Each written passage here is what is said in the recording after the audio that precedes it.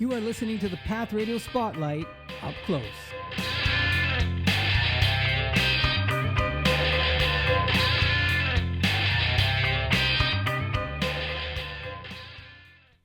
Phil, what made you start making music? I've been involved with music all my life, really. But I never got into any serious recording until later on in life, simply because I didn't have access to the equipment or I didn't have the time.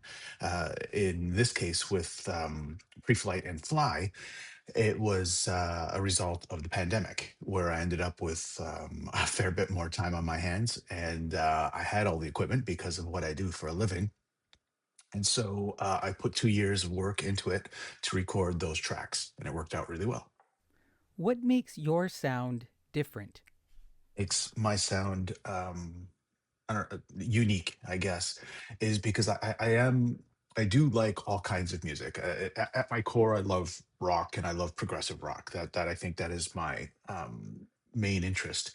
But I love listening to other types of, like, I love melodic metal, and there's a lot of stuff that I like that's in the past, that like 80s pop and even today's pop, and I love trance and all that kind of stuff. And I think when you start mixing all that stuff up, you get all these little bit of elements in the track. Even with fly, fly is not just a rock track. There's a little bit more to it if you listen to all the details.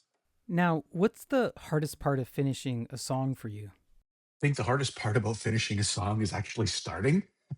I've got all these ideas, and there's all these things that I want to do, and I've written down, either lyrics or just melody notes, so that I know what I'm doing, or I'll go to the keyboard and put rough things down quickly.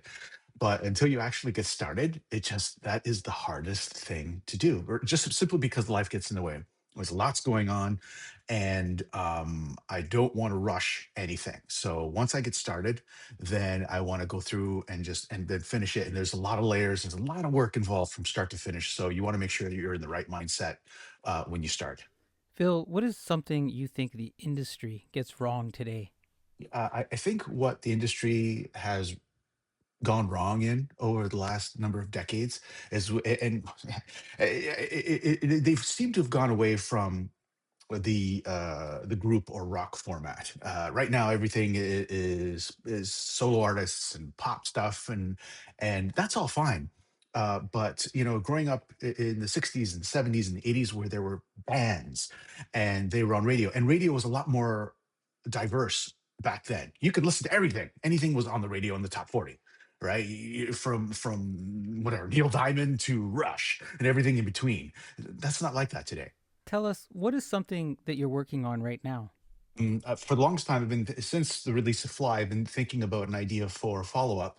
I'd like to do at least one follow up to that track, so 80s oriented track. Now, I don't have another 80s track that I wrote back in the 80s, so I have another idea, which is more of taking. There's a '70s track that I'm thinking about covering, and there's a whole story behind it. And what I would like to do is re-record that track as a cover, but modify it so that as if it were recorded in the mid to late '80s, maybe early '90s, to get that true follow-up feel. Meanwhile, using a track that was written in that era so that it's authentic. What do you hope someone feels the first time they hear your music, Phil? To see what I hope. I think that's happened anyway. If you're a fan of the '80s era and progressive rock music, especially in that particular time frame where progressive rock and AOR kind of merged for about a decade and a half, and all these big bands, kind of switched gears to kind of keep going.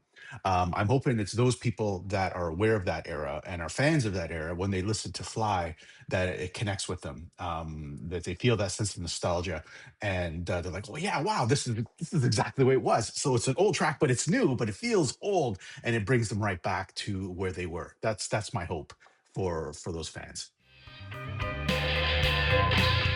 You are listening to the Path Radio Spotlight up close.